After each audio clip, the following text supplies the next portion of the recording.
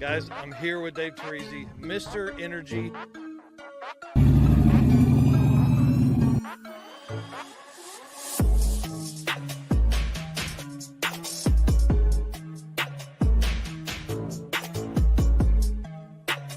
Oh, yeah, I'm psyched to be here. Thanks for having me. And I'm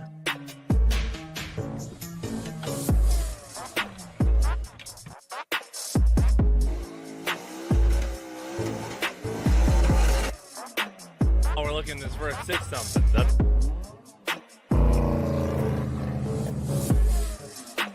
excited you're here. It's going to be a ton of fun. Great weather.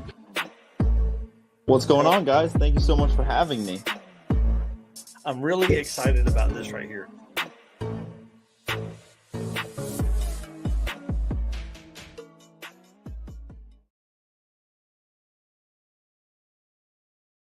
All right, guys, welcome to the Drag and Drive Show presented by Summit Racing for May 24th, 2023. Dude, this is episode 21. I can't believe it. We are cranking this stuff out. This is a weekly Wednesday night live stream. We call this the long format show because we have a Saturday morning episode at 9 a.m. Eastern that is 30 minutes, hard hitting, all that kind of stuff.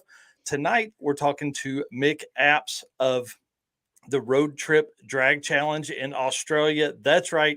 It is 10 a.m. his time, 7 p.m. or Central our time, 8 p.m. Eastern here. So thank you for coming in. We appreciate you guys being here. My name is Mike Narks. I run dragandrive.com, the historical site for all the historical data for Drag and Drive racing and a big part of the Drag and Drive addiction group. Eric, who are you, bud? I am Eric White. I am your co-host for the Drag and Drive Show and Drag and Drive News. I help produce the podcast, so the audio version of these shows, and I run 815 LSX Swaps and Motorsports Paparazzi. Dude, that's a mouthful. You are a busy guy. Well, guys, I'm going to tell you tonight, we are going to have a shorter show. We're only having one guest on tonight, which is obviously Mick, like we said earlier, because my mom surprised us and came into town unexpectedly. So we're excited to do that. So we're going to run and have dinner with her and all that kind of stuff. So let's get to this thing so we can get some dinner. You bet. So we want to remind everybody that, again, we are doing this show as an audio podcast. I am uploading once a week.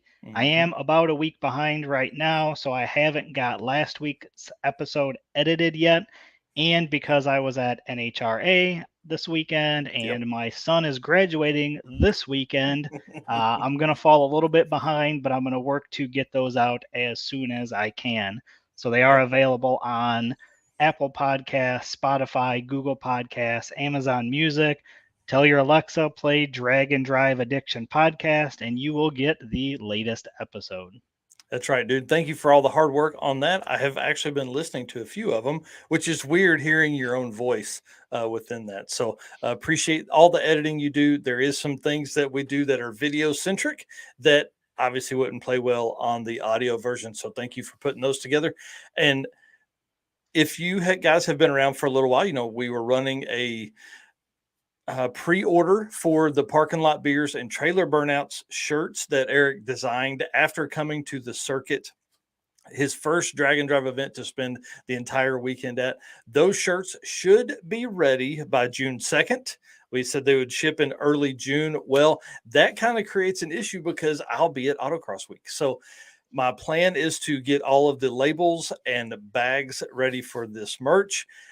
And if they do not come in until I am on Autocross Week, maybe I can talk my wife and daughters into packing some envelopes and getting those mailed out to you guys. So thank you very much.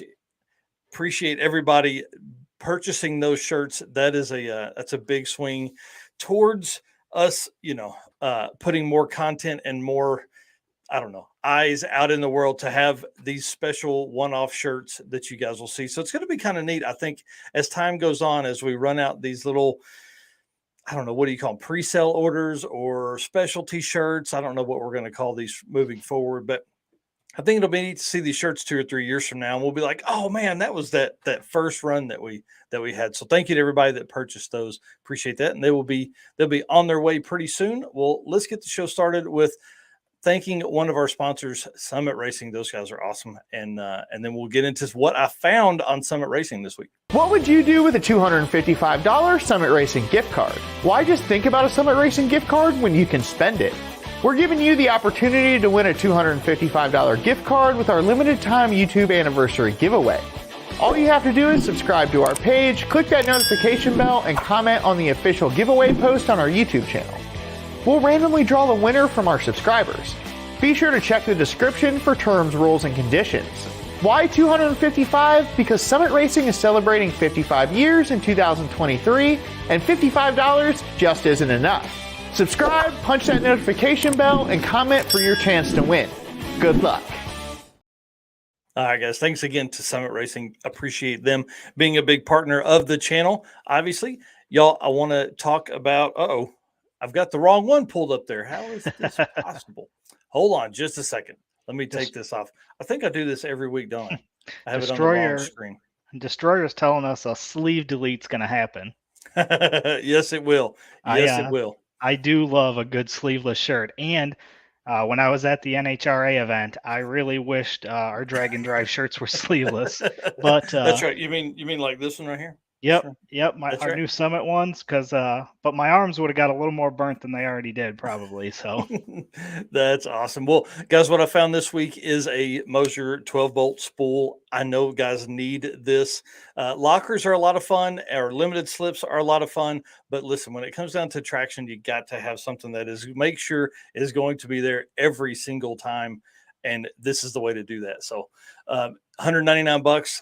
I figured that was pretty cheap. There's only 5 left in stock. It's $50 savings there. And then did it change to the nightlight here? Can you see that? Nope. Here we go. How about this one? Yep, I see it now. I know. I don't even know how I found this. I think I was looking up like goofy products or novelty stuff, but I thought these would be pretty fun, for a kid or maybe an adult that is scared of the dark. But I thought it was pretty neat. They have obviously a big block Chevrolet, and then they have a 426 Hemi. So you can't get it's a nightlight. Be great in the hallway if your wife will let you put that in there. And then of course, if you do not know it yet, guys, you can purchase your Summit, or you can purchase your Drag and Drive Addiction shirts right on Summit. These are officially licensed Drag and Drive Addiction, Drag and Drive merch right here on Summit. So throw these into your next order on summitracing.com. Sweet. That was fast, man. We were running through that pretty quick. I see Mick is in the back. Dude, we see you. Give us a thumbs up if you can hear us fine. Yep, he's got a thumbs up. I'm excited to have him on tonight. I think that's going to be a great guest, and a lot of really neat insight into the Australian Drag and Drive community and what all that does. Obviously, you guys can support the channel with. We now have a membership opportunity of $4.99 a month that is going to give you a lot more behind the scenes stuff, and that is going to be a lot more relevant in the coming months. We're not going to get into that. We're going to make a big announcement on June 2nd. That'll talk about some of the changes that are coming to the channel. And then obviously you can put in super chats tonight and super stickers, and all that goes to help, cover the cost and expenses of going to like King of the Open Road this weekend, or, Eric going to the NHRA event, or any of the other 8 Drag and Drive events that we are attending this year. So all of that helps with that stuff. Well, dude, you got to tell us a little bit about, obviously went to the NHRA Route 66 event. With the Drag and Drive exhibition. That was kind of cool. So I figured we would talk a little bit about who was there, who raced, who won, and then what they ran, and kind of go from there and kind of give us your thoughts on everything that you saw. Yeah, so I was only there on Sunday, so they did race Friday and Saturday. Mm-hmm. As far as who was there, Bryant Goldstone, Clint Sadowski, Rick Trunkett, Bob Hess Jr., Clark Rosenstengel, Alex Taylor, Steve Morris, and Tom Bailey. So those were the 6 that were a part of the Drag and Drive exhibition. Yep. And then sadly, Steve Morris broke in the burnout, his first burnout of the weekend. That was sad if you watched any of his videos. I think Tom Bailey struggled quite a bit. Looking at the passes that were made over the weekend, there was not much. There was not anything good. I don't think he wrote home to anybody about. I will say the guys that that came out swinging that I saw from my vantage point sitting at home was Bryant Goldstone laid down his fastest pass in that car ever, a 662 with a 4. He didn't beat his best mile an hour, but he did run 212. So that's pretty awesome there. Clint Sadowski ran a slew of 770s. Rick Trunkett, I think, ran some 770s, maybe even a 760. I know Bob Hess ran some. Go ahead. I think Rick, if I remember right, ran his first 4 in the 8th. Yeah, that's right. I think I saw Jimmy Montaigne make that post. Yep. So that's pretty awesome there. I think it was like a 480 or something, 487 or something crazy like that. Yeah, Clint Sadowski put down some numbers. Bob Hess Jr., Clark Rosenstengel, I think made a decent pass or two, but I don't think he had anything to write home about. Alex Taylor went low 7s consistently at 200 plus. And then Bryant Goldstone ended up winning the whole thing. So congratulations to him. It's kind of crazy based on what I heard and saw in other people's videos was that Bryant and Alex both ran for the finals and both cars shut off. Is that right? Yeah. They go past leave and the car shuts off. Yep. So I think if I remember right, Bryant ran like a 14-second pass or something to win. Yeah. And Alex was like a 30-something second pass. So they both shut off. Bryant was out ahead, was able to get his going again and finish. I think Alex had to stop, park hers, and get it restarted. But she ran a 30-something second pass, but it was still like well over 100 miles an hour. So it was kind of wild to see that. So she was on it. She wasn't just cruising down. She was trying to figure it out. Yeah, that's pretty wild. You know, she struggled with that the end of last season with some stuff, and then it happened once or twice at sick week. But I think they pretty much had it lined out by the end of the week, and looks like it's raising its head again. So sadly, but congratulations to Bryant on 1, a personal best, and then 2, winning that event. I mean, it's a big deal. He went out, laid down some real passes. I think he had another 7-second pass or something like that. I mean, they've really only had that car back together just for a few months. They had it at Drag Week last year, 2022, and that was its first outing. It had only been together for, I think, a couple days with no hits on. I think they went into Drag Week completely untested. So pretty awesome to see it out and being that good out of the gate. I can only imagine what is going to happen with that car as we move through the season. So yeah, it was a ton of fun. I obviously had my Summit Drag and Drive gear on. Heard a couple people comment on it. One guy was kind of asking, or he didn't ask, he had mentioned they must have these for sale here. And I kind of like turned around. I was like, hey, not for sale here, but you can get it at Summit. Yep. Also, I was checking out Bob Hess's car, and he noticed it, came over. So I got to meet him for the first time. That was kind of awesome. cool. We sparked up a conversation, and we're just chatting a little bit. And in the stands, when Bailey ran, they were, commenting on how it's a pro mod essentially, right? That he drives on the street. And the guy next to me is like, no way. There's no way he drives it on the street. So, of course I had to jump in and go, no, he does. Had to educate him. Yeah. All these guys do. I've seen it, so it was cool. There was a lot of people there, a lot of diehard NHRA people there. So hopefully with this exhibition, we kind of brought some new people into the sport and kind of see that, hey, these guys drive their cars too. And in fact, Bryant was the first race in the finals since they ran it. I think it was like 3:15 or something. So when they did the awards, he was the first car in line, and he was the first one up on the stage. So it was really cool. Thanks again to Howard's Cam for getting us the tickets to get in. Unfortunately, when I was there, their car did not run at all. I'm not sure what happened. The only picture I got was of just the body sitting on the ground. And then when I went back into the pits later to try to talk to somebody, get some more pictures, they were already loaded up.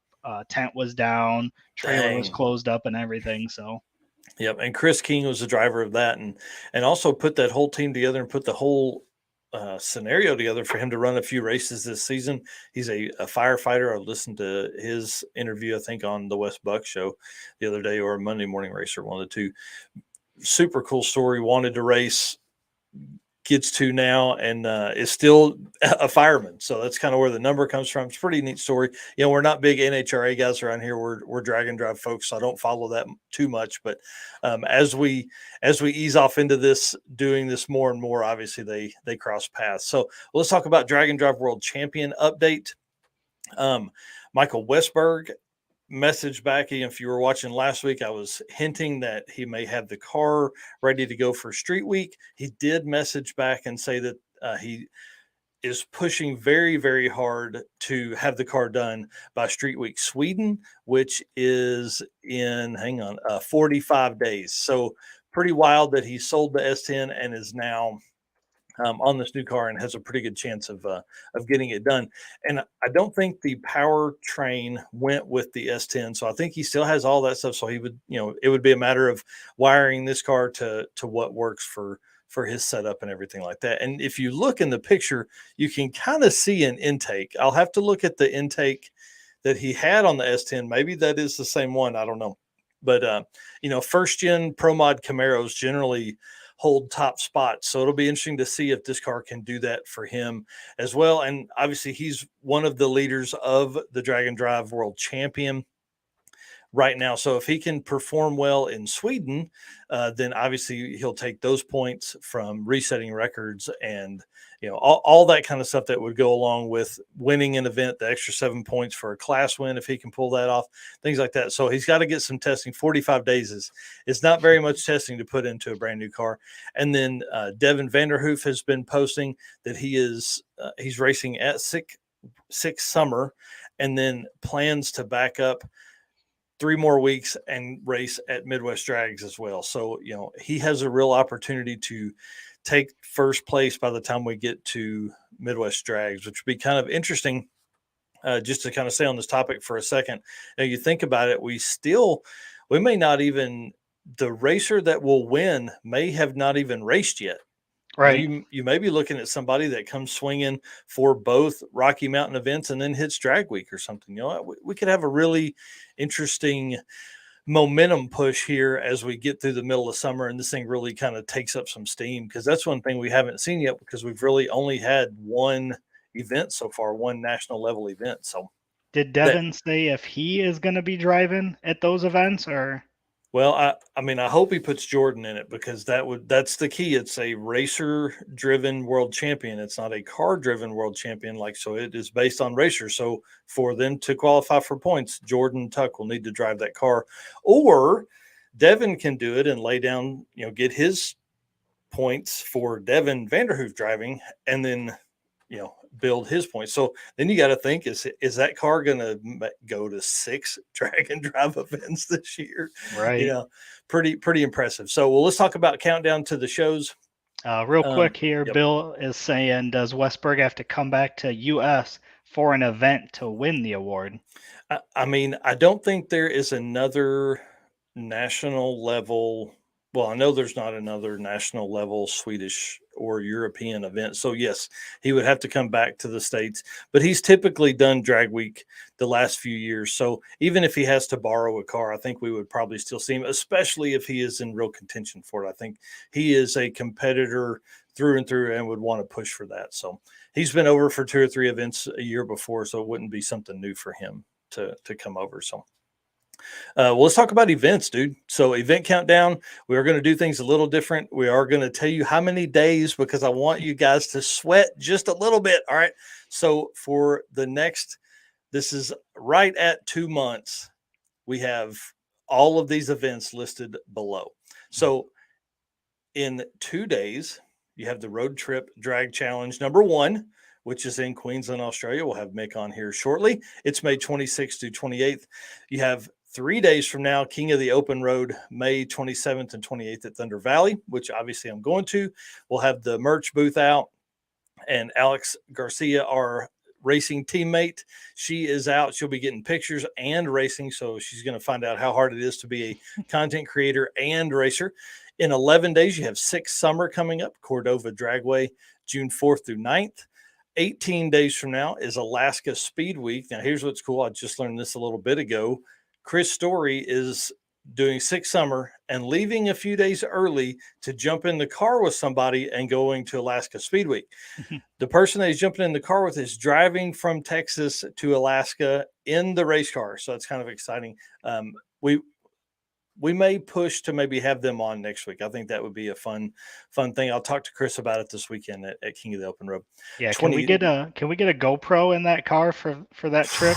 Dude, That's got to be some good content in there. I'll say I don't think you have enough SD cards. Yeah, it's gonna be pretty wild. I would imagine that the Facebook user making comments there is Alex Garcia saying she's going to be taking photos in full race gear, so helmet on, race suit, out there snapping pictures, jumping in the car, making passes. So she's racing in the 9.0 class. Bill Elkin says that Chris Story is killing it. Yes, he is. Yes, he is. So 23 days from now, Street Weekend UK, June 16th through 18th. Same weekend you have, or same time frame you have, is 22 days from now. You have BC Drag It Challenge in British Columbia, June 15th through 19th. 31 days from now, are you getting a sense here that there's stuff happening? Rocky Mountain Race Week 1.0, June 24th through 30th. You've got 45 days, like we talked earlier, for Street Week Sweden.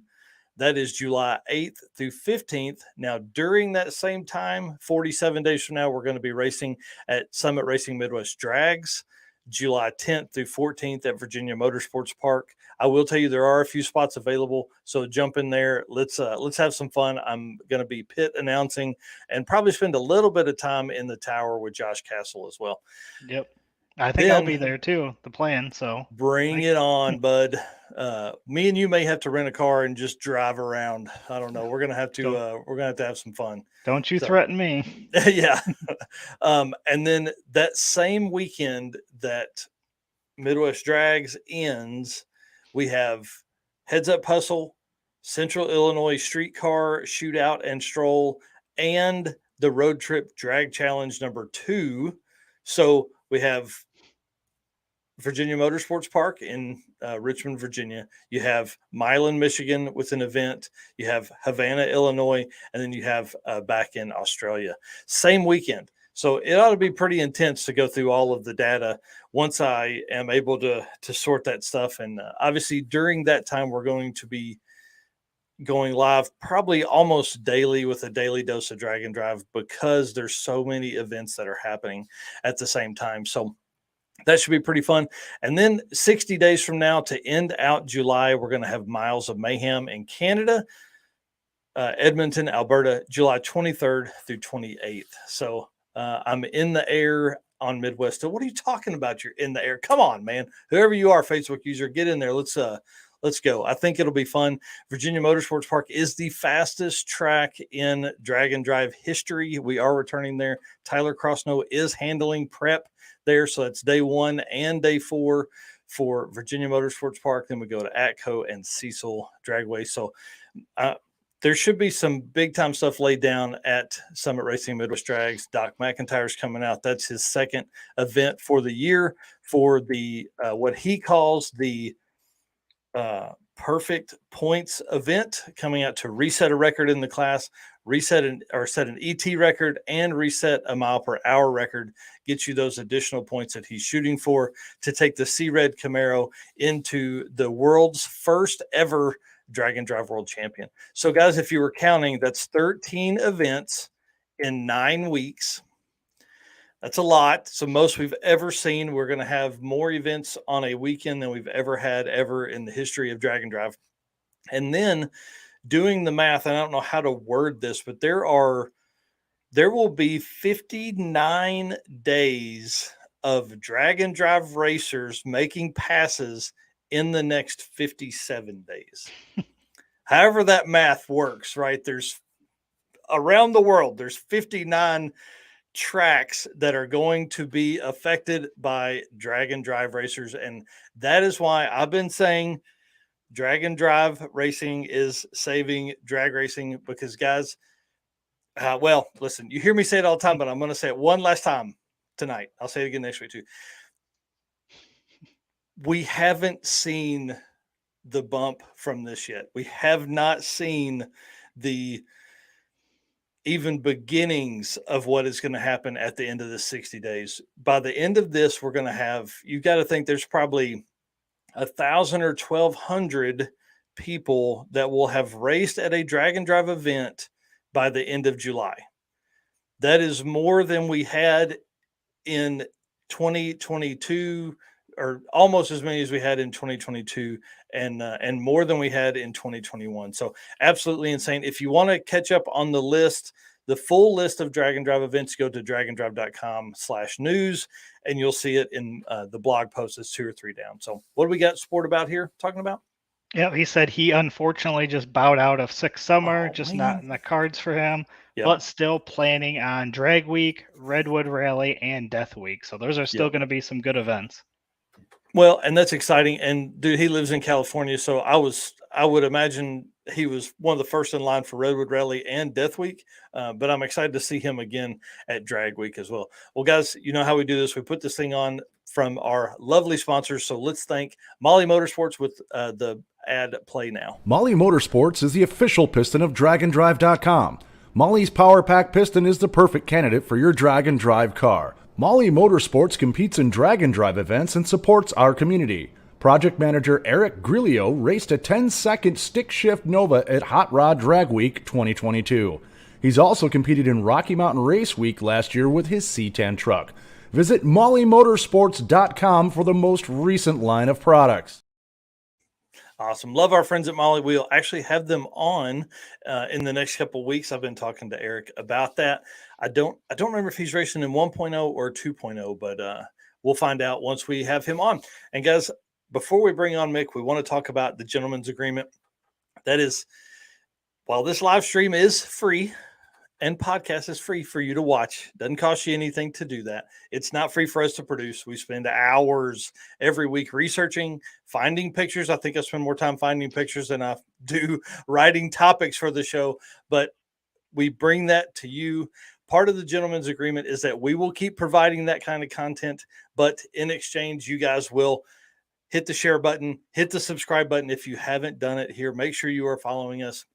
We obviously can't check that you are doing that, and we won't ever call you out for not doing it. But guys, we're going to keep up our end. If you'll keep up your end, we would certainly appreciate it. Dude, let's get into our guest tonight.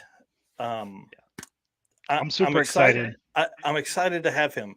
We're going to start a new game next week where we're going to see how many times Michael Nark says excited.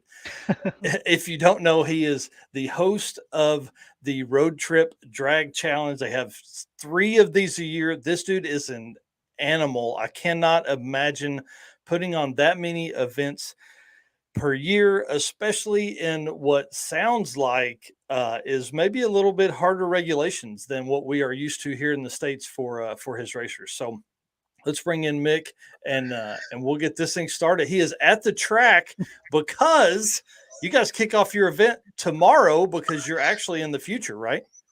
Absolutely. We're 24 hours, just under 24 hours, and we're away. Man, that's crazy. So it is 10 a.m., pretty close there, 10:30 now, I guess, your time. So that's pretty awesome. You guys will actually kick off. So you're already at the track. Are you getting set up for the events and stuff for the weekend? Yeah, I've been here for the last 2 days, setting up all the bits and pieces that we set up for flags and bits and pieces for our sponsors, merch marquees, and all that sort of stuff. Yeah, so it's been busy. That's awesome. Well, there's a lot to cover here. We want folks first off to know where to find you. Where can they follow all the events that are coming up this weekend? Yeah, so if they're keen to on Facebook, the Road Trip Drag Challenges 2023 is the main source of information for us. We also have the website of addictiveevents.com to find out information, links and photos and videos and bits and pieces on there as well. That's awesome. Well, you guys have been doing this for a while, and I was trying to go back and get a bunch of historical stuff and see all the things, but man, you post so much that it's you're kind of like us, like you're overrun with it. So walk us through kind of how long you've been doing this and how it got started. So originally I worked at a circuit racing track up on the north side of the area where we're at in Brisbane. And there wasn't anywhere up there for guys to do any social drag racing. Their closest track being some hour and a half plus hours away. Yeah. At the same time, I tried to get a pay rise out of my boss, and he wasn't too keen. So he said, if I can put this together, I can get a cut. So that's how it started. It's just a circuit racing, so full no prep. It was only 8th mile done on the front straight at Lakeside Park. Nice. And it kicked off very small. I think our first event, we had 24 cars came along. But then over growing it, we ended up selling that out at 100 cars per event. But it was at one of them events where a guy came up to me and said, hey, man, would you be able to put something together where we could do some multiple tracks? And why not? So from there, it was born 10 months later after putting it all together. We did our first event, 2016, November 2016, using the track I'm at now, Willowbank Raceway. Then we also went to Warwick Dragway, which is about an hour or so from here, from where we are. And then for the third day, we went back to the no prep track at circuit track at Lakeside and finished the event there. Very cool. Yeah, that's 34 cars. I was say that makes for street cars. If you go to 3 different tracks, then they got to get back to they either got to get to their truck and trailer, they got to drive home. That's exactly right. So it was pretty good. And look, 34 cars, as you guys would know, being around the game, it doesn't pay bills, it doesn't pay track eyes, it doesn't pay anything. But we stuck with it, and here we are today. It's huge. So how many people are signed up for this weekend's event? So 270 cars for this weekend. Which is good. I mean, this is obviously our highest number. Our previous one in November last year, we had 232 cars. And we're sort of testing the waters because I think we're at our limit with 270. We need to make sure people get plenty of runs and all that sort of stuff. And that is a little bit of the struggle because we're not elimination style racers. So it's not like that number starts at 270 in the morning and by the end of the day you're racing 30 cars. It's like you start at 270, you may end up at 250, so yeah, that's absolutely. Yeah, absolutely. So the way we do it to make sure that everybody gets plenty of track time is because we are purely a social event. That's what it is. We split everybody into 2 groups. So to kick off tomorrow morning, we will have one group because we're only running this event at one track for all 3 days. Mm-hmm. We have to do things different. So while group 1 will go on track tomorrow for the first couple of hours, we'll send group 2 and they'll go and do a road course. The road course is about this year, about the first day is about an hour and a half round trip, where they'll head to a certain checkpoint. We will have somebody there that will check them off and give them what we call proof of checkpoint. Hey, okay, so I'm an idiot if people don't know that. So when you said road course, I was thinking you were like at a dual track, like you had like an actual road course. No. And I was like trying to figure it out. I'm like, man, these skinny tires, they're out there trying to make turns. Yeah, okay. Now I'm picking up what you're saying. Yeah, they're out on the street. We're on the street. Yeah. Yeah. So they've got a street course, I should say. Yeah. To go and complete. Then once they've done theirs, we swap them over. Group 2 will go on track, and Group 1 will head out and go and do their road course. How cool. So that's really neat because then whoever you're passing, that's why these events are going to be, they're going to blow up for you guys, is because there's going to be a burst of people. And then all those people are going to be like, man, those are some cool cars. And then several hours later, there's going to be another burst of cars come by them. That's pretty cool. Yeah, absolutely. So you do both morning and night racing, or is it just one or the other? No, come about 6 o'clock. It's time for a beer. That's for Friday. So Friday.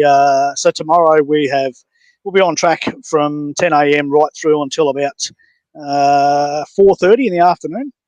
Then after that, we'll have a little break, and then we've got the introduction of a new little game. We like to play games for people.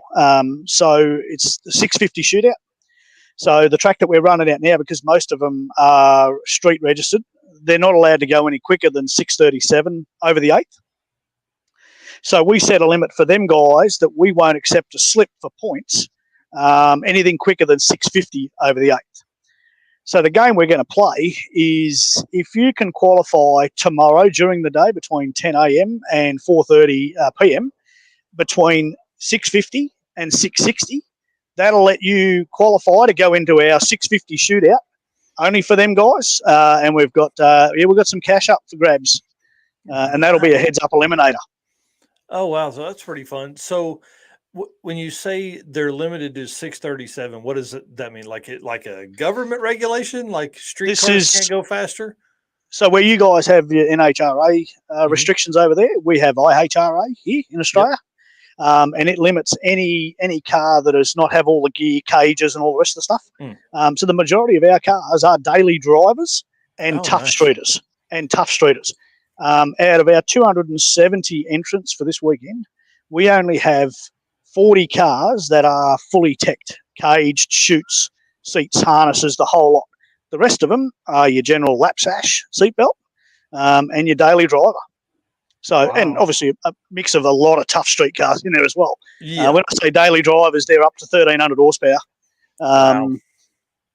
So that's the restriction on here. So if you go any quicker here, they will talk to you and advise you to back off. And if you don't, they will take your wristband and say, sorry, guys, it's not safe enough for us here.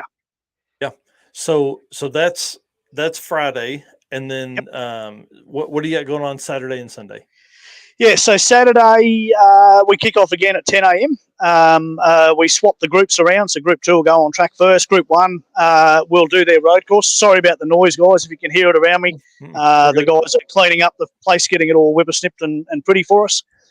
So Saturday runs exactly the same. So on Friday and Saturday, Sunday, all of our entrants are just chasing one slip.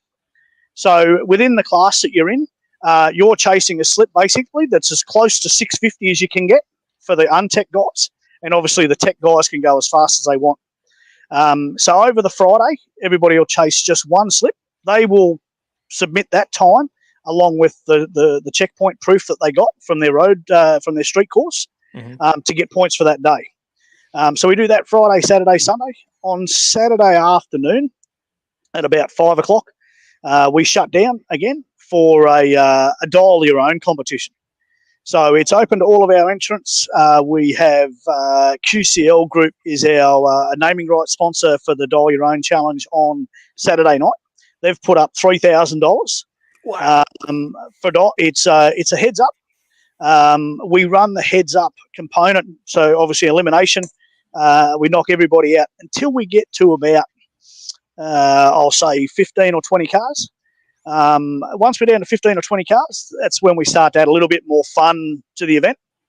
We'll get everybody out of their cars, and I will give everybody one peg, literally your clothes peg off your clothesline at home.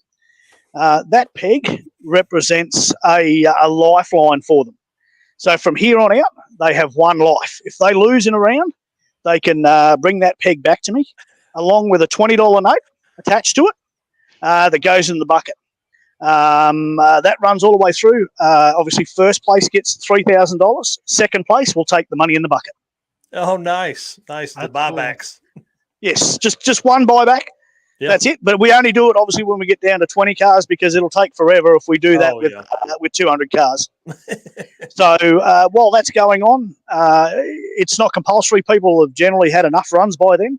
We'll put the beers up on the hill. The guys will either go up on the hill and have the beers on us, or they'll take part in this. It's a great little bit of fun. That's for sure. Nice. Yeah, so your guys are definitely getting a ton of passes where for the drag and drive section, they may be one and done for their time if they're happy with it. But then if they want to get in on some extra stuff, they're racing Friday night and again Saturday night. That's pretty cool. Yep. Yeah, no, it's what we try to give the guys because it is a social event. There's guys that want to throw some different tunes at their cars and all that sort of stuff. And the more track time we can give them, the more it is for them. It's what we've found that's helped grow the event. And rules from our side of things are pretty relaxed. Obviously, we're safety's first. That's just a given. But when it comes to that sort of stuff, if you've had enough for the day and you want to submit your time and go and kick back and have a beer, that's fine by me. We don't have an issue with that. Just don't bring your car back down the lane. Yeah. Saturday night after the Dial Your Own competition, we then host a big dinner. Obviously, dinner and put the drinks on for an entrant and their 2 crew. So if you're a crew member, you get to be a part of the dinner and drinks and everything. It's all a part of the entry. Yep. And we also do an update of where we're up to. So we'll do a big presentation for different things. So we have, to add to the social element, we have trophies for things like the first guy to the esky. So we keep an eye on who was the guy that cracked that esky. Our esky, just to give you an idea, is about 7 feet long. It's 2 foot wide, 2 foot high. I could probably fit both of you guys in there without touching each other. Holds, I think, 40 cartons of beer. Wow. So it gets warm over here. It gets warm. Yeah, if the weather's warm, we need cold beer. Absolutely. So, and the presentation, like I say, it's all for different things, not just car things. And then we also do a raffle, just a bit of a raffle. So every entrant in their gift bag, because everybody gets a gift bag with a shirt and the likes, we put a stubby cooler in there. That cooler's got a number on it. Randomly, we just draw them out, and you can bring anything from alcohol. We've got a split system air conditioner that somebody's donated. All different prizes. Tom Bailey has actually got a guy over here, and they've donated some of the SICK mags for us to give away as well. Yep. I saw you post on that, a couple stickers, things like that. It's pretty cool. Yeah, it's cool. Yeah, absolutely. Well, let's talk about your checkpoints and stuff now. Will the guys make the same?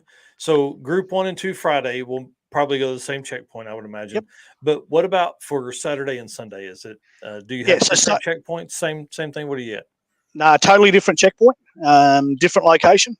And the guys for the checkpoint, they don't get notified of the first group. Don't get the notification of where they're going to until after the driver's briefing. And the second group don't get theirs until they come off track at midday. Wow. Cool. Yeah, two different locations for Friday and Saturday. We don't do one on Sunday. Saturday, with everything that we do, and Saturday night, it turns out to be quite a big day. So we basically, a lot of people, that's when you get your one and dones. They'll come down the lane Sunday morning. They'll put a pass down. They'll hand their slip in. There's no road course or street course on Sunday. They pack her up and they head for the hills. That's awesome. Well, what's it cost for racers to enjoy all that fun? Yeah, so our entries are $525, which over there in America is probably $300. And that gives you everything for you and 2 crew. So that's your gift bag with your shirt, and that's we put a sausage sizzle on Friday night.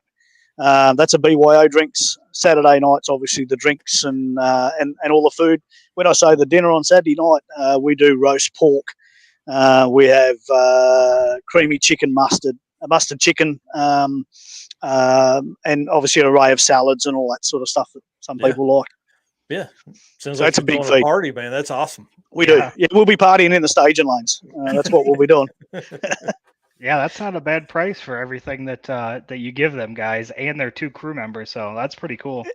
It is. We try to look after them. We put water in the lanes and all that sort of stuff. So that's free for any of the drivers and their crew, because here we're in winter time now, so it's not too bad. But the days are still warm. We'll be 25 degrees Celsius this weekend. But in summer we can be 45 degrees. I'm not too sure what that works out to be in that's hot, but it's hot. It's hot. Yeah. So we make sure we just look after people. That's what people want. We don't focus too much on the spectator. All of our energy goes into the racer. Yeah.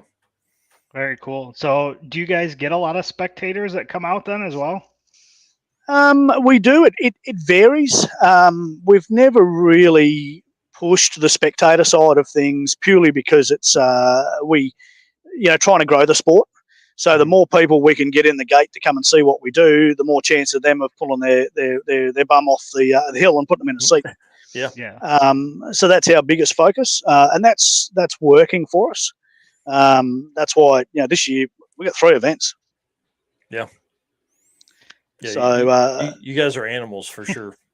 So it's a tough gig. It's only so Addictive Events consists of myself. I'm full time. My wife, she helps me at the events and bits and pieces, and our kids give us a hand on the weekends when we do the events. Yeah, we try to keep it small. It's all family based, but I can tell you it's busy and it's a full time gig putting 3 events together. Yeah, I host one here in the States. It's a weekend event, and it's all I want. I can't imagine putting 3 together. So that's impressive. And having a spouse that helps is a big deal. Mine put in so many times, and she doesn't know anything about racing, but she's in there inputting ETs and mile per hour. So yeah, absolutely. Look, without my wife, we wouldn't be where we are. Purely when COVID hit, we had to make the decision. Everybody in Australia were cancelling their events. Yeah. We had to make the decision do we follow everybody else and cancel, or can we come out on top here? And if it works, it works. So we risked our house basically to be able to do it. I had to quit my job purely because the paperwork required to hold an event here during COVID was ridiculous. Oh, so you guys were on. It was hardcore for y'all. Yeah, so it's I appreciate everything that she does for us, and like I say, without her pumping away at her job full time, there's no way we could afford to have done it. Simple as that. Yeah. So tell us a little bit about how strict the local police are with your vehicle regulations. Okay, so I reckon if any one of the cars that you guys have running over there in the States turned up here, they get 5 minutes down the road and the coppers would have it. The regulations here, to give you an example, you can't have anything hanging out of the bonnet for a start. It's just not allowed. Unless it came out factory, it's not allowed. The minimum height underneath your car has to be 100 millimeters. So they will literally 4 inches for everybody here in the States. Yeah, 4 inches. Sorry. That's all right. It's all right. Yeah. Obviously, it has to be full glass cars. We don't have any chassis cars or anything like that. None of that sort of stuff in the event. Firewalls are generally in the same spot. There's a few guys that might make a few mods, but even a pod filter, they're not allowed. Stuff like that. What? It's yep. I am not kidding you. The stuff like that. I mean, the guys that obviously come that are modified, but they do it the right way. You have to. Over here, some of the laws are strict. If you get caught doing some stuff in a car that shouldn't be on the street, they'll crush it. They will literally take your car and they will go and put it in the crusher. Wow. I can't imagine. So that's why, I mean, our event, it's only open to street registered vehicles. Mm-hmm. That's the way it has to be. And everybody knows that they've got to drive on the road. So it's the emphasis put on the racer to make sure that he's happy to take it on the road. Yeah. We've never really had any issues. It's all been really good. The guys are great. They they just cruise to where they've got to go, turn around and cruise back. We've had the police turn up at some checkpoints, and they've been pretty cool. We don't advertise what we're doing or anything like that to them guys, but we haven't had any issues. Yeah. We just roll with the punches, and they're pretty good.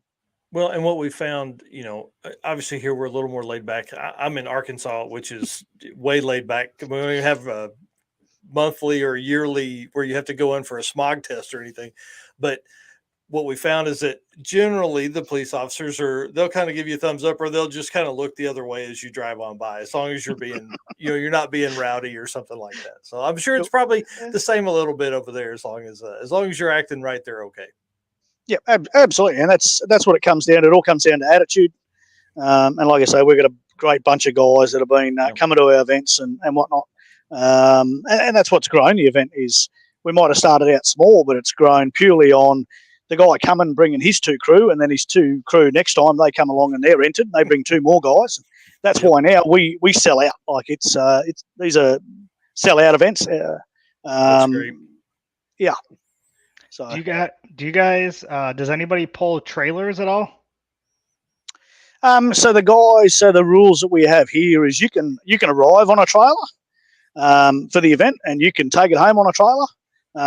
But there's no towing.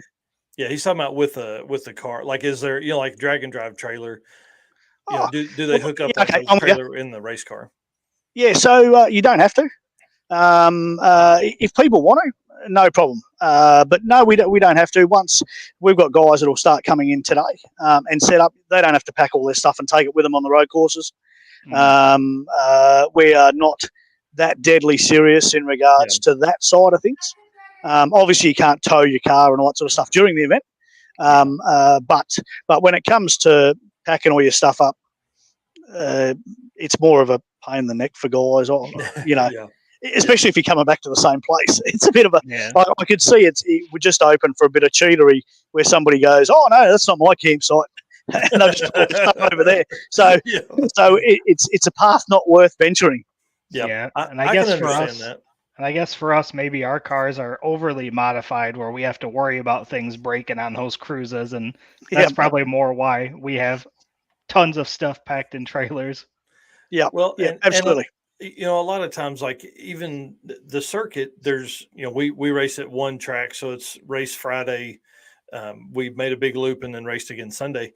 And so, people didn't have to, but we wanted those new people that are coming into the sport to kind of have that feeling of like, hey, if I was going to another drag strip for Saturday, what would I need to take with me? So we made them load up like they were going to be racing at a different track, which we will be for 2024. But well, let's talk about your events, because obviously we talked about you putting on 3 events. When are they? What tracks are you hitting? All that kind of stuff. Uh-oh. We lost your audio.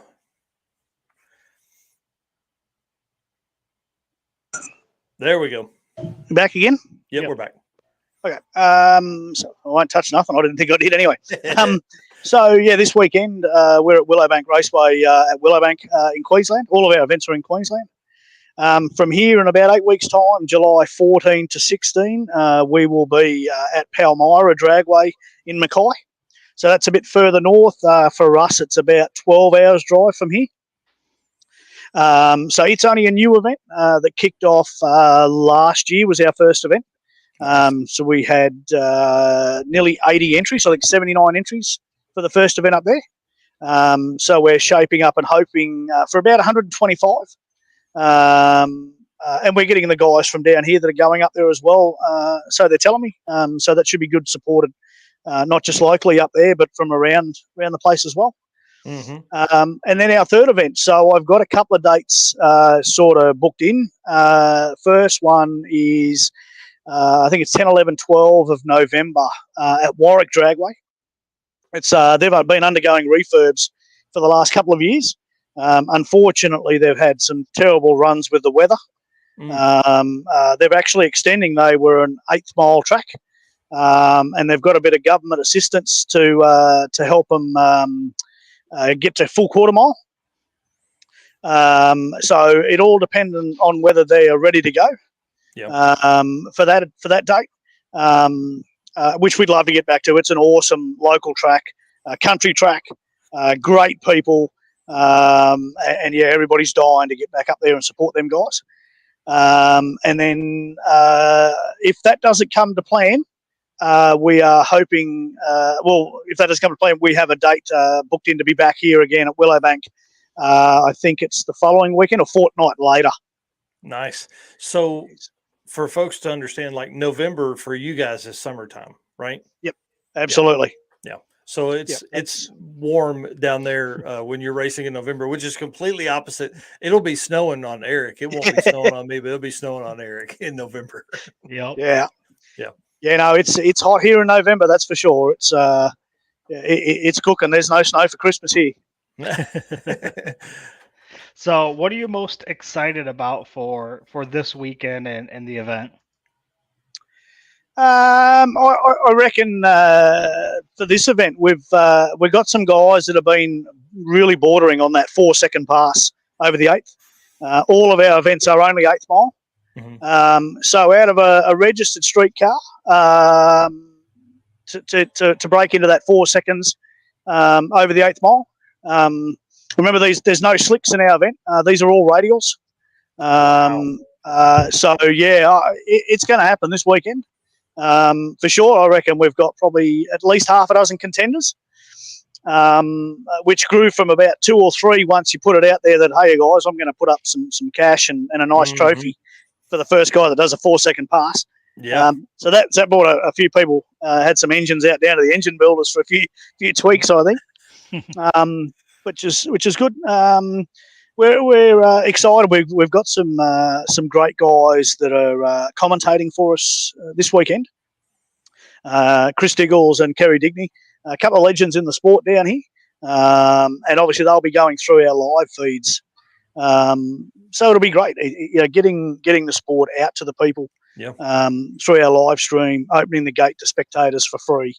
Can only be good. For me, I'm excited for people to come down and have some more fun. That's what we do, and that's what we're known for. Right. We don't take any crap. We're just here for fun.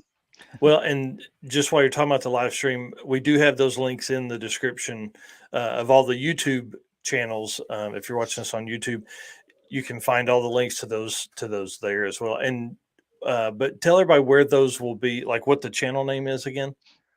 Yeah, so through YouTube, Overtaking Lane. Overtaking Lane. Them guys do a great job. They come to all our events, and their work is second to none. And they're not to mention they don't only do that; they're also a part of the event. They come and hop in some cars as well. So they'll bring their own cars to come and have a bit of fun with us as well. We try to make sure everybody's involved in the event. Yeah, that's cool. So how many classes do you have?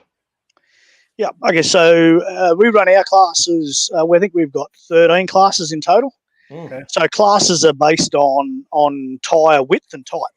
So if you've got a sticky tyre, anything with a tread wear of 140 or under, there's a class. So it's basically for us, it's 275, what we call 275 millimetre, and over is a class. And then there's obviously an ASPO and a blown class for that. And then we sneak down to up to 265. Then we have a 235 class. And then we've also introduced, we've split up our manual class. So we've got a manual blown and a manual aspirated class as well. And then our biggest field is the dial your own class.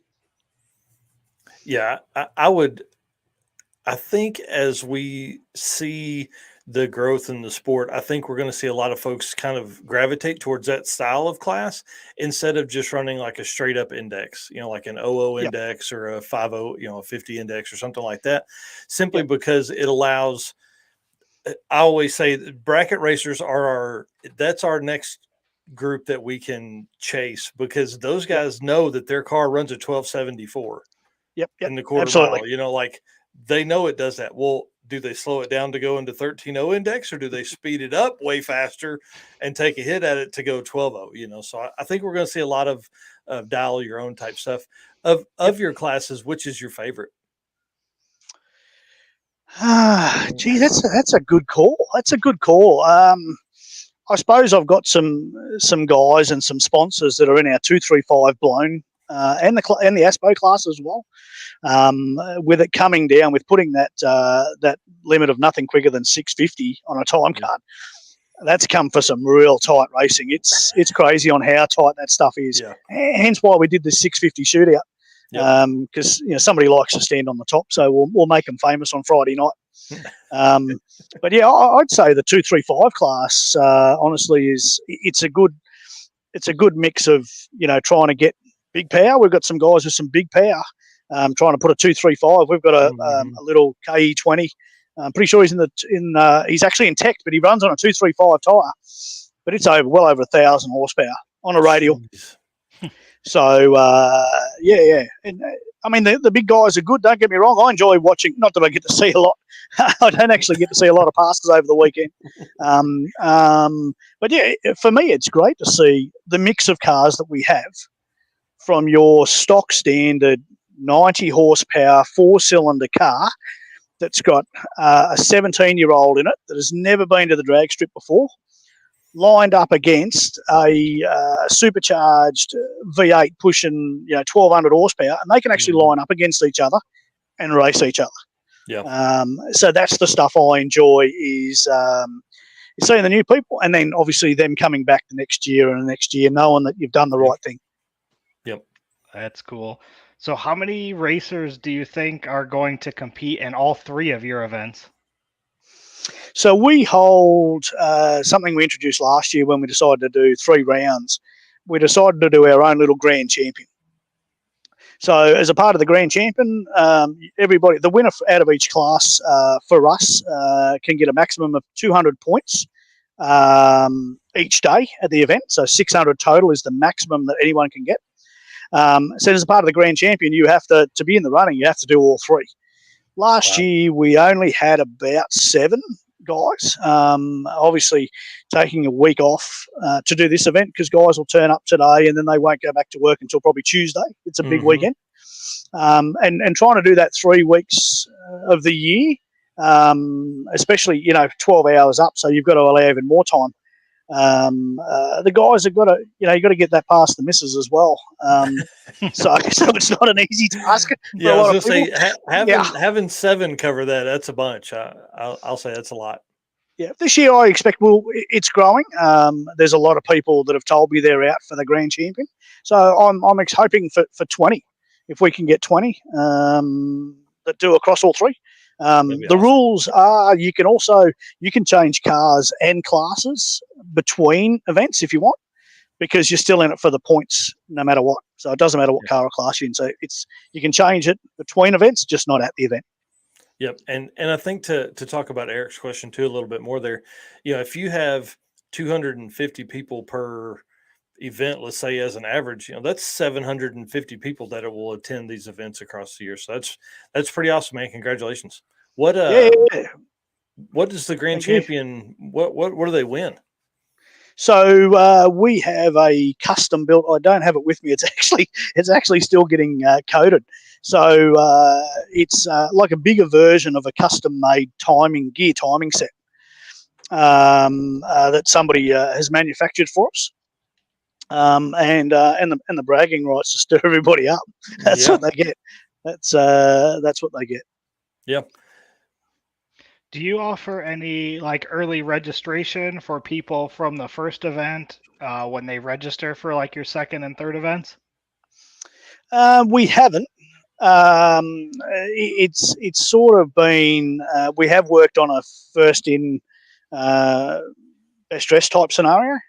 However, I'm the type of guy that always makes sure that I look after the people that look after us. Yeah. So I'm not going to leave a sponsor hanging out without a spot. That's just a given. And also, people, if they've been coming and supporting us for the last, 3 years or so, I'll find them a spot. That's just what we do. What goes around comes around. Yeah. Obviously, we can't guarantee that. I mean, the sponsor one I can guarantee, because chances are they'll pull their sponsorship. So the sponsorship spot I can always guarantee. But the other ones you can't guarantee. So it is first in best dressed as the general rule. That's awesome. Well, I saw a post the other day that was a bourbon run challenge. What's the bourbon run? Because I'm in on this. This kind of stuff. This is up my alley right here. Okay, so the bourbon run originated about 3 or 4 years ago now. It was originally called the bus run. A sponsor came to me. He's got a charter, a little charter bus business, buses that hold about 20 people, I suppose, the smaller ones that people turn into motorhomes. And he wanted to sponsor the event, but we weren't sure how to do it. So we come up with the idea of, let's doing the briefing on Friday morning, let's turn off all the time boards and everything else, and let's send the bus down the track and see what time it sets. So I think the first, it was like a 16.5 or something or other. It did over the eighth. Eighth mile. And then so then that slip comes back to me, so it gets printed up in the tower. They bring that down to me, and then I'll tell people, okay, because everybody wanted to know. I asked for questions at the end of it, and this guy on the bus with a helmet on pulled up behind me, and I'd actually forgot about it. And the guys go, what's to go with the bloody bus that just went down the strip? I said, oh, that's right. So if you can get as close to the bus time without going quicker than it, we'll give you a great big bottle of bourbon. So that's how it started. So we give them a guide. It might be if the bus did 16.5, we might give them a guide between 15 and 18 seconds. They then bring so people do it. They will actually see. I've seen some big 5-second cars try and replicate like a 16-second pass. It's funny, especially when they're on the line on the 2-step and all this sort of stuff, and then they poke off and roll down. It's funny stuff.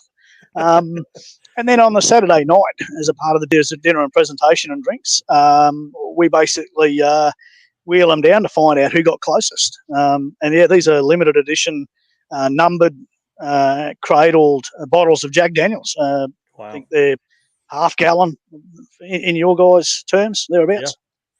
That's great, cool. man. Talk about a fun time. It sounds like, you keep saying social event. I think that sums up exactly what you're doing.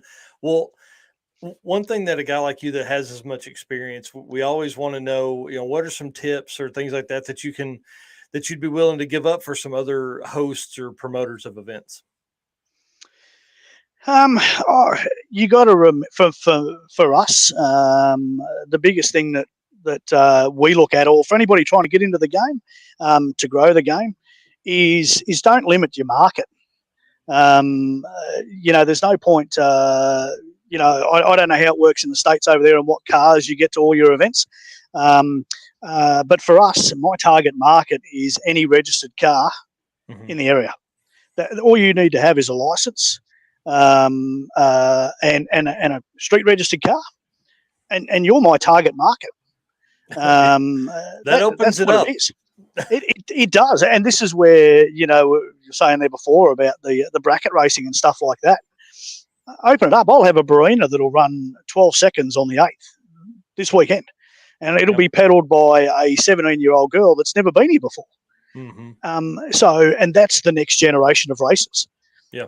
Where they go to from there, whether they decide to stay in that stock standard car and come to our events, or whether they just step it up and go into other competitions and events that are run, that's for them to decide. But if I can give them the leg up here to start, that's what'll grow your sport. Make it a family. I've got guys that are drag racers that come to our events in their drag cars, cage and all that sort of stuff, still street registered.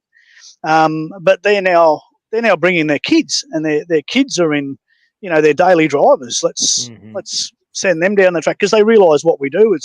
It's fun, it's safe, and we take the time. A lot of people are very nervous at going to racetracks. The big belief is that you got to have a race car to go on a racetrack. That's wrong. You don't need a race car to go on a racetrack. So any car will go down this strip behind me. That's the biggest thing, is look at your market, and everybody out there can be a potential guy to get a bum in a seat and head down the strip.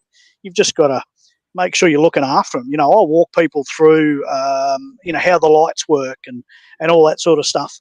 I will, if I've got a first timer and they're nervous, I'll shut down the other lane. I will let them do a solo pass on their own. I've got a golf buggy before the event. If they're not on track, I'll run them down, show them this is where you come off, this is where you get slip. Because it's only that stuff that they're nervous about. Yep. Yeah. They're not nervous about anything else. Yeah. So that's what we've done. They're excited to hold their foot down for an eighth of a mile.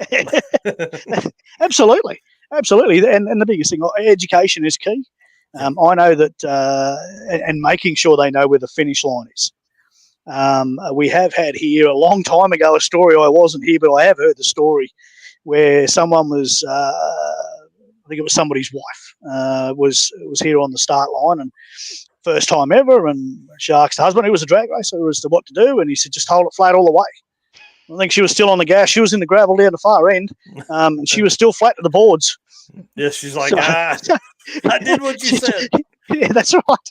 So education is key, and making sure you're looking after the next lot of generation racers that's coming through. Yeah, absolutely. Well, as we kind of wind down here, is there anybody that's a longtime participant or sponsor that you kind of want to give a shout out to? Absolutely. Look, our naming right sponsor is Absolute Lifting and Safety. Steve Smith has been with us now, I think, for about 6 years. Even though his business doesn't really generate anything, he's one of these guys that just likes to support our event. He comes to every event of ours. He gets involved in the fancy dress, so we also do a fancy dress on the Saturday night too for a bit of fun. Peter Gatwood, he's one of our entrants. I think he's been to every event. Wow. He's found a car, whether he's been broken or not. He's found a car and been at every event. I think he's the only guy. Wow. But look, we've got some great sponsors behind us. All of our sponsors are relatively only small. We don't have any big sponsors or any of that sort of stuff. But the guys that we do have are a part of the racing community. If they're not racing, they're definitely here, watching and supporting and all that sort of stuff. The list is too long for me to go through. They know who they are. I do thank them. I would hate to go through the list and forget someone. So look at all the guys that do support us, and a big shout out to the tracks as well. Willowbank here, where we are this weekend, they do a great job. They look after us quite well. Palmyra, like I say, a new track where we went up there last year. Awesome crew, awesome track. Again, another little rural track. Used to be, I think it was, they used to grow corn up there, but it was no good for that, so they pushed that out and they built a track 40 years ago. Nice. And the guys at Warwick Dragway, we haven't got enough love for them all. It's awesome the job that they do for us. And we highly appreciate that they let us do what we do. We do things a little bit differently. And obviously they work with us to bring out the product that we produce. Yeah. Well, that's awesome. Well, I know we have a little bit of time before number 2. We've got what? About 8 weeks. 8 weeks. 8. So I would say 6. Yeah, 51 days. So yeah, 6.5 weeks. So here's what we'd like to do. Eric and I have been messaging back and forth here, kind of behind the scenes. We would love to offer you guys some merch, some Drag and Drive Addiction merch. I'll put it in an envelope. I'll email you after this and get the address, and we'll send you some stuff over for, I don't know, a raffle item or something like that for the event number 2 this year. So awesome. No, that'll be great. And in turn, send me some shirt sizes, guys. We'll send you over a bit of gear. Oh man, now we're talking. Now I like it. Well, Mick, I want to say thanks again. Tell everybody where they can find the live streams this weekend, and then where they can find more information about your events. Yeah. So for information on the events, Facebook is the Road Trip Drag Challenges 2023. Our website addictiveevents.com, and for the live streams, YouTube Overtaking Lane. Perfect. Well, thank you so much, man. I appreciate it. Thank you for sticking it out this morning. You messaged us. It was like 5 o'clock your time. You're like, hey, I think you guys gave me a wrong timeline here, and we had. So I want to say thanks again for hanging with us on that, and good luck this weekend, man. I'm excited for you. You and I'll be messaging back and forth quite a bit because I want to keep all of our listeners and followers updated on times and cars breaking and cars making record passes and things like that. So we'll be messaging. I'll be watching the pages and all that kind of stuff, and I'll watch as much of the live stream as I can to keep everybody updated there as well. So thanks again, man. Excellent, guys. Thanks for having me on the show, and great to be a part of the Drag and Drive Addiction Show. Awesome. Hey, Thank you very much. Appreciate it. You. See you. Cheers, guys. See ya. Dude, what a fun thing. I mean, and hey, listen, I've hosted an event. I can't imagine hosting 3. That would be very, very hard. What a fun deal for him. That's That's pretty awesome. Yeah, I don't know if you noticed the smile that I've had the whole time. I mean, it's very cool to see and hear how things are done outside of, what Yeah. we know. So it was yeah, very cool.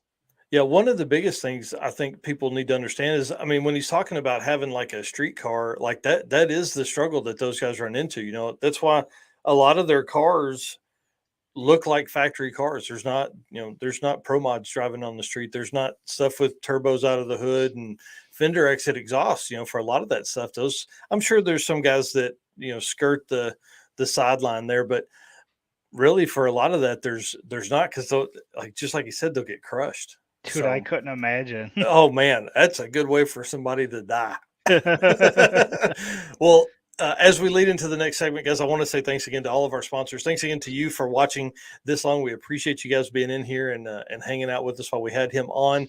And if we'll ask just one last favor to hit the share button as we come into the last few minutes here, probably the last 15 minutes of the show here. Yep. So our next section here is our Found on Racing Junk. So for this week, we have our first car is a 2002 Trans Am drag car for $28,500. This is in Parker, Colorado. It's a 02. It's a Super Street Super Pro 582 with a Power Glide, 14-to-1 roller cam, Dart Pro 1 heads, single 1150 carb, 550 stall, full racing chassis, 9-inch rear end. So kind of scroll through some of these pictures here. This looks like a pretty wicked car. I was gonna say, I really dug the color on this one, and for $28,000, I feel like that's kind of a deal. Again, that Racing Junk is hard because, man, like I'll end up like, it's not too bad. What can I sell to gather some stuff up? But I'm not really an A guy, but that car is kind of cool. Yep, it does say it runs 930 at 142 in the high altitude of Denver, Colorado. No power adders, but it does say here turnkey was 33. I'm guessing that they came down on the price a little bit. So yeah, makes sense. But yeah, I mean, look at what you're getting for that price. I don't think that's a bad deal at all. Yeah, I mean, running nines in Denver. I mean, what's that car like? Is that a high 8-second car in good altitude? Somebody can probably tell us in the comments, but I don't know. I don't know what 930s at Denver mean. All I understand at Denver is that it takes a long time for turbos to spool. Right. That's all I understand about Denver. So that's our first car. Our second one here is a 1965 Dodge Corvette tube chassis drag car for $15,000. This is in Missouri. Kind of between us, man, that we could race to get there for that one. Looks like it's got a video for it, which we won't play, but you guys can check that out. 440 hardtop tube chassis, no title, not street legal. So that's the only downfall on this one, is we can't make it a drag car. Didn't see that. How the heck? Now listen, we can find a VIN number. So we'll scroll through a couple pictures here, but I mean, yeah, there's ways around that stuff, right? Yeah, surely. I mean, it's not that much of a, like, if it's got headlight areas. Yeah. Yeah. The one gallon cell hanging out the front. That's perfect. Yep. It is a pretty cool looking car though, for sure. Yeah. I definitely dig that old body style, and looks like, I'm guessing it's a bracket car because I see the number or the time card up there in the front window. So those are our two vehicles for this week's Found on Racing Junk. And again, racingjunk.com is our classifieds for Drag and Drive Addiction. We don't want to run a page, for buy, sell, trade page. So we have partnered up with Racing Junk. You can find everything over there, racingjunk.com. I will warn you, you will spend hours in there pretty easy. That's what happens to me. Yep. So the last couple of weeks we've been going over some Drag and Drive Addiction Facebook group. If you're not a part of that group, you need to jump in there. And we have posted a post of the week, which was All Motor Monday and Turbo Tuesday. Well, we're changing it up a little bit this week. We are doing Trailer Thursday, so be looking for that in the morning. And obviously, Drag and Drive cars and drag and drive trailers. That's a big deal in our world. You know, there's a lot of uniqueness and a lot of individuality that comes along with what you choose to tow with your drag car. I'm not going to say there's probably anybody that is credited to us seeing this except our buddy Chris Story at Chris Story Photo. Eric and I were going through some photos of the circuit the other day, came across, I don't even know, should we tell them who? I mean, it's Matt Coating's Camaro pulling a car, and Chris Story just absolutely snagged the shot, and you guys will see it first thing in the morning. I think Eric has it scheduled to post at 9 a.m. Eastern, I think. Is that right? Yep. That's usually when I do it. Yep. So it's going to be pretty awesome. I'm a fan of these posts of the week because it allows people to show off kind of what they have been building and what they are building, you know, because as we lead into this craziness that we're talking about the next year, you know, 13 events in 9 weeks it's going to be pretty wild. The content creation from here till the end of July is going to be nuts. Because then, dude, that's just gets us to the end of July. We hadn't even started talking about September because, like, man. Yep. And then we got to start planning for PRI. So yeah, for the Drag and Drive Award Show presented by Summit. I mean, we're throwing the bash this year. It's going to be a lot of fun. Yeah, well, there's a lot of cool stuff coming. So I hope everybody's as excited as we are. Yep. Well, quick update for the news on Saturday. It's going to be a very short show. I will be on site at King of the Open Road, may even be in a car driving for the Drag and Drive news. So may just do a pit walk that morning around 7:30 a.m. Central, which would be 8:30 Eastern for everybody that's going to be watching, just because King of the Open Road is this weekend, and y'all, there's 200 cars registered for that event. So we should have plenty of stuff to talk about that morning and walking through the pits and things like that. Eric will not be live with us because his son is going to graduate high school, dude. How's that make you feel? Old, and my youngest isn't far behind, so he's starting high school next year, so 4 years, and they'll both be graduated. Man, you would be an empty nester, or at least you won't have to worry about getting them to school anymore. What are we going to do then, man? We're not going to talk about the big. There's going to be a big update June 2nd. We're going to talk about that'll change the way the channel is handled, and I think you guys are going to like it. So we're going to talk about that as we lead up to that again, June 2nd. You'll want to be here that Friday night. And then the Drag and Drive Show, episode number 22 next week, presented by our friends at Summit Racing. Y'all, we have Jared Holt and Javier of That Racing Channel. They are the hosts of King of the Open Road. We couldn't work it out because they were getting ready for the event this weekend. So they're going to be on next weekend talking about King of the Open Road recap. And we're going to recap the road trip drag challenge with Mick we just had. I don't know if we'll have him back on. I don't know what his schedule looks like after that, but I think it'd be a lot of fun. I will tell you, for King of the Open Road, we're going to have content surrounding Dustin Cottle and the unlovable Chevy Love Truck, and then kind of what it takes, like what does a race weekend look like for a drag and drive racer. This will be Dustin's fourth drag and drive event to do in 2023. That's wild. Insane. He's done Sick Week, he's done the circuit, he's done Cruise and Lose, and he's done he'll do King of the Open Road. He's running the 9.0 class this week against our teammate, dude. Who do we root for? Do we root for Dustin? Do we root for Alex? Can we root for both? I don't know. Well, I guess if I were to quote your words, those are both some of our favorites. Yeah. They each drive one of our favorite cars of Drag and Drive. So, well, y'all, thank you very much for watching. We really appreciate you guys hanging out tonight. It's going to be a busy week, man. We've got a ton of stuff coming. And then after this, like I said, man, 13 events in 9 weeks. It's about to get intense here with everybody. So thank you again, guys. I'll see you Saturday morning, and you won't see Eric's smiling face. You won't see it Saturday morning, but he'll be back next Wednesday night to talk about all the other stuff. So we'll see you guys next time. Yep. See you guys.